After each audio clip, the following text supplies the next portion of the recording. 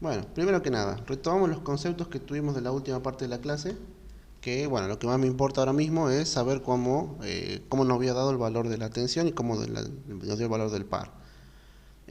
Bueno, algo para corregir de la clase anterior es justamente que este K no es sub E, sino sub T, que sería básicamente la constante de la máquina en base al par motor. En cambio, esto era la constante de la máquina en base de la fuerza electromotriz o la FEM. Bueno, eso es lo que tuvimos de la clase pasada. Lo voy a anotar porque lo vamos a necesitar otra vez.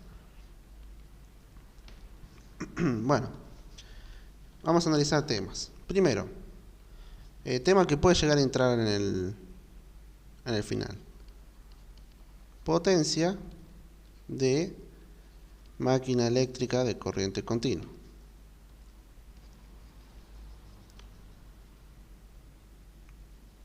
Bueno,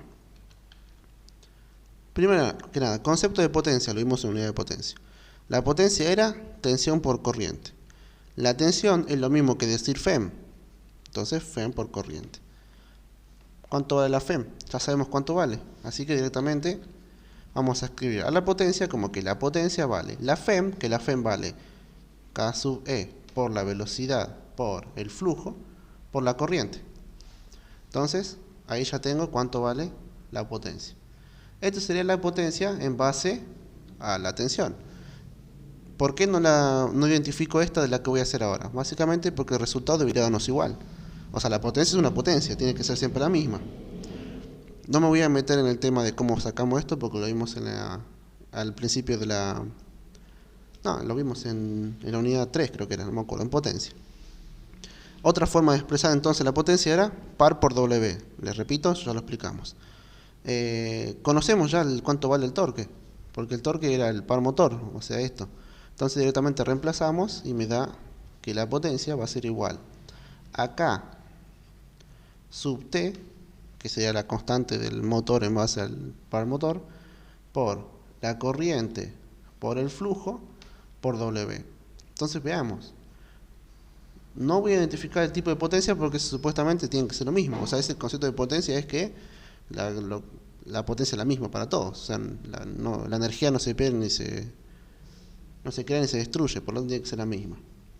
Vamos a ver, tenemos una constante y una constante abajo. Ambos dependen del mismo tipo de variables, que era la cantidad de polo, que era la cantidad de circuito, bueno, y un número seguramente.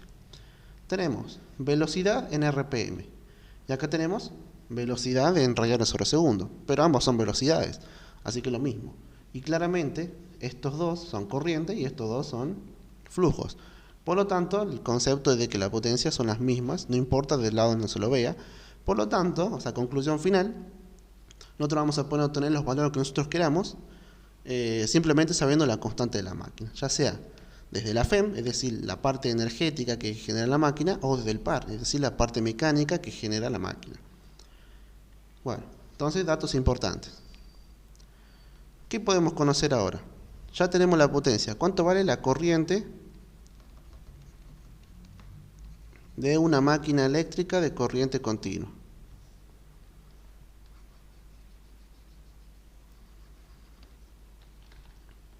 Para eso vamos a hacer el circuito. Vamos a hacer el circuito simple directamente, no hace falta que nos metamos en otro tan largo. Tenemos el devanado del estator. Tenemos el rotor, perdón. Y vamos a analizar qué cosas tenemos.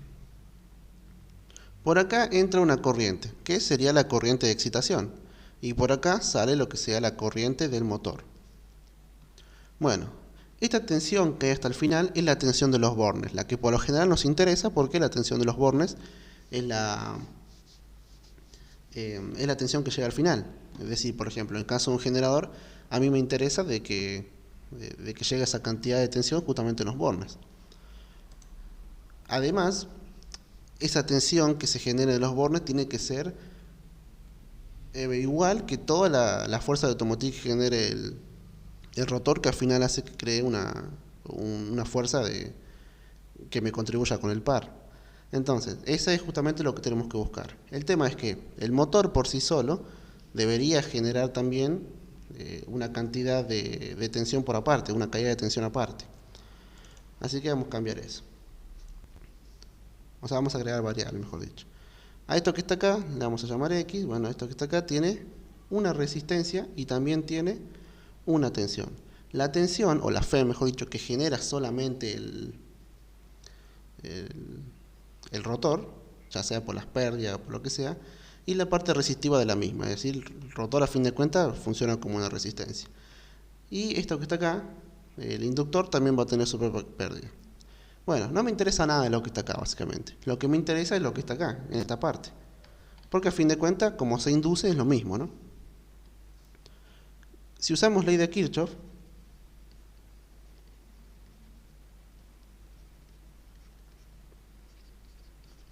nos quedaría que la tensión de los bornes tiene que ser igual a la caída por la resistencia del rotor, que sería R por corriente,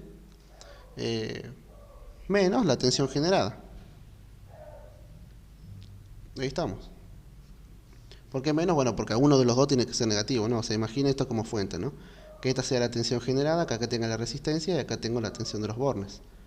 Una tiene que ser negativa. O tomamos esta positiva y esta negativa, o al revés. Da igual como quieran.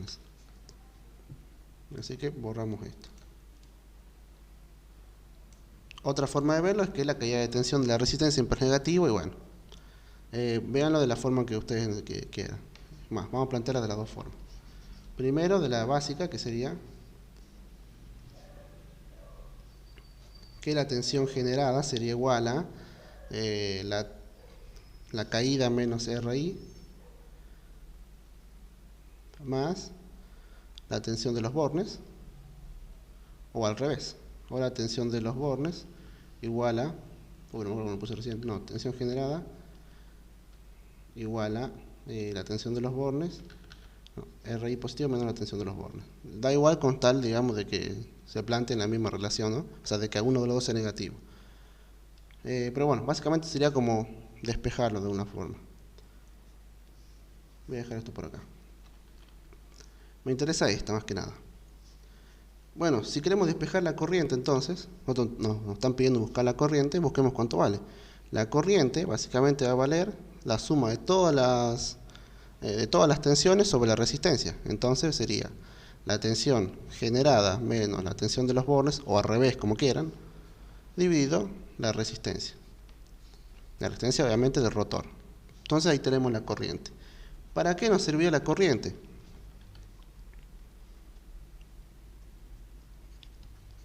Por ejemplo, para buscar la velocidad de la máquina eléctrica, bueno, de corriente continua, ¿no? Si nos piden, en todo caso, como incluso pasó en el final, o sea, hace dos finales, en la mesa de mayo, creo que no sé cuándo era, nos pidieron buscar la velocidad. Entonces lo que tenemos que hacer es buscar cualquiera de estas velocidades, o la N o la W, lo que ustedes quieran. Por ejemplo, con P igual a K sub E, N, flujo, corriente, lo que tenemos que hacer es despejar la velocidad, que la velocidad nos quedaría potencia sobre K sub E, flujo y corriente. Pero bueno, ya sabemos cuánto vale la corriente. La corriente vale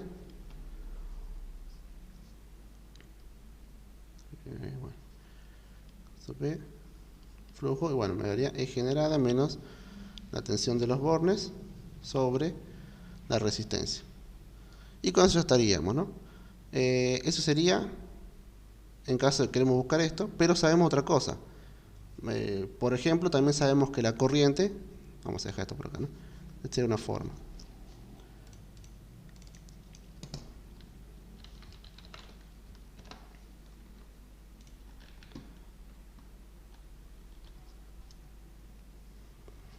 Si queremos buscar las ecuaciones de ambas anteriores, como la que está acá, por ejemplo, buscar la velocidad del motor en base de esto, lo tenemos. Ahí se me fue. Con la tensión igual a K sub E por el flujo por la velocidad, despejamos la velocidad, que me quedaría K sub E por E.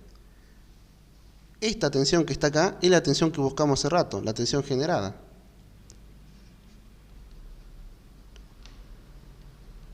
¿Por qué uso la tensión general y no la de los bornes? Porque la de los bornes es lo que sale después de mi rotor. A mí me interesaría saber en todo caso cuánto vale la tensión que hay dentro del rotor, es decir, la tensión generada. En el dibujo lo habíamos planteado. Esa tensión entonces valía la tensión de los bornes menos R1 e I1, si quieren, o al revés, R1 e I1 menos la tensión de los bornes. Y el resto queda tal cual. Entonces la misma forma de encontrar el flujo, que en realidad son lo mismo, porque si ustedes analizan el concepto, vamos a dejar, dejemos esta, ¿no? Velocidad del rotor en máquina eléctrica de corriente continua. Es importante explicar lo de rotor, ¿no? Porque, repito, estamos hablando de rotor, el estator no gira. Bueno, que es lo mismo que esto. Porque si nosotros cambiáramos el concepto de potencia, la potencia sería tensión por corriente. Entonces, analicemos eso de nuevo. A ver, vamos a borrar.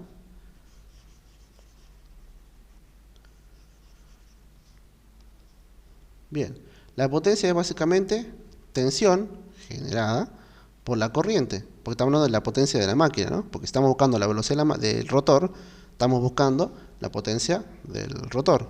La potencia del rotor entonces es la tensión generada por la corriente, dividido K sub B por flujo por la corriente. Y ahí la corriente se me va con esto, y básicamente me queda de nuevo la tensión generada sobre K sub B por el flujo, que si lo reemplazamos, o si vemos acá arriba, es lo mismo que planteamos acá. Entonces ahí volvemos al mismo chiste. Así que bueno, les dejo de esta forma porque ahora que me acuerdo de la que pidió el profesor, o sea, esta exactamente, así que lo vemos de dos formas, de la primera o de la segunda. Le voy a dejar al final acá como que N es de los bornes menos R1 y 1 sobre K sub B por el flujo. Y de todos modos, si resolvemos de la forma de antes, nos iba a dar lo mismo. Íbamos a tener que usar un poco más de trabajo matemático, pero el resultado cuando lo despejáramos era lo mismo. Así que bueno, con eso está entonces el concepto de velocidad. Ahora analicemos algo.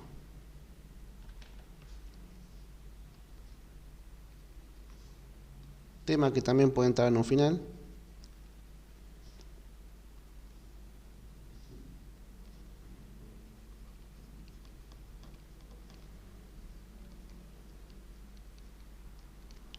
Balance energético.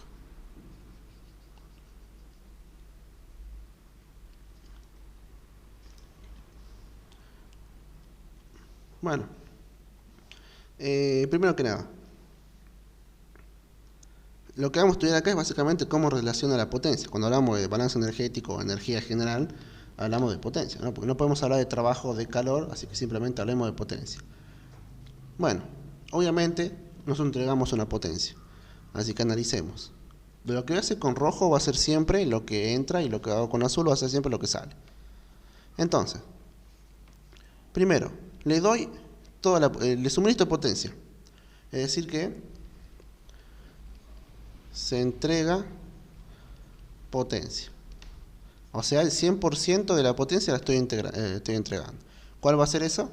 Sería la potencia que entrega mi máquina va a ser la potencia de los bornes, es decir, la tensión de los bornes por la corriente que pase por ahí. ¿Por qué ahora trabajo con los bornes? Porque el balance energético me habla de, como todo el rendimiento, de lo que tengo con lo que sale. Ahora estaremos en un caso de un motor, porque al motor yo le entrego energía y la máquina hace su trabajo y me entrega energía mecánica. Entonces, me voy a anotar, el motor. Entonces, le doy potencia a los bornes empiezan a darme energía y la energía empieza a hacer que mi rotor gire. Está girando entonces, supuestamente al 100%. La primera caída, como negativo, ¿está? Hay una caída del 2% de todo, esto todo es experimental, no hace falta buscar ecuaciones, nada, ¿no? Hay una caída de 2% que corresponde al arranque.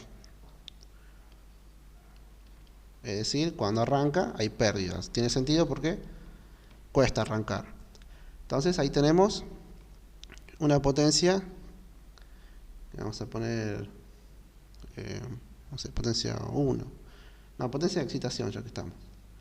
Porque el arranque, pongamos potencia de arranque, es lo mismo, porque básicamente el arranque depende de la corriente de excitación, ¿no? Entonces, se le resta la potencia de arranque, que sería la tensión de los bornes por la corriente de excitación ahora. Es diferente con la inicial porque esta corriente básicamente es otra corriente, ¿no? O sea, la corriente inicial sería. Bueno. Entonces, hasta ahora tenemos, o sea, en parcial tenemos un 98% que llega al inducido. Porque bueno, al 100 se le resta 2, lo que tengo hasta ahora es 98%. Esa potencia sigue siendo la potencia del inducido en este caso, que va a ser tensión de los bornes por la corriente que tengamos en ese momento. Bien. Otra caída más. Por el concepto de, bueno, de todo lo que es conmutador, ya sea por escobillas, por circuito, entre hierro, todo lo que disipe calor básicamente va a haber una caída del 6%.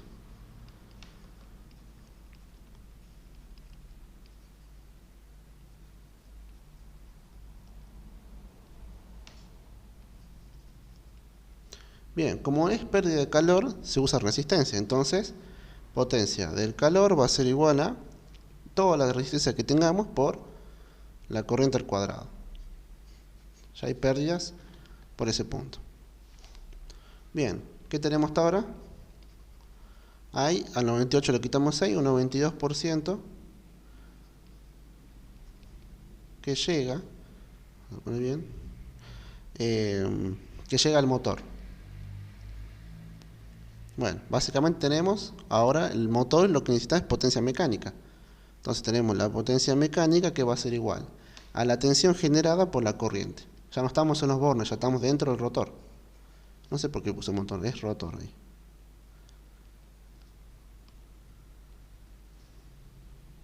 Bien, dentro del rotor también hay caídas. Pongamos acá. Del estator acá. Y acá pongamos caídas de 2% por calor del rotor. Y otra caída más por transferencia de energía, se pierde un 4%. Esto no tiene ecuaciones directamente. Bueno, esta sí, esta podríamos considerar como la pérdida de calor del rotor, que es lo mismo, R por I cuadrado, ¿no? Esta no, esta directamente es una pérdida de energía que se da por fricción, por rodamientos, por lo que sea. Y al final me llega un 86% de potencia mecánica. Es decir, si en algún punto llegan a preguntarse cuál es el rendimiento de una máquina de corriente eléctrica de corriente continua, es del 86%. Este se estimó, digamos, todo de forma experimental. Bueno, sí. Sí, es justamente eso. O sea, todo lo que es vibración, rozamiento.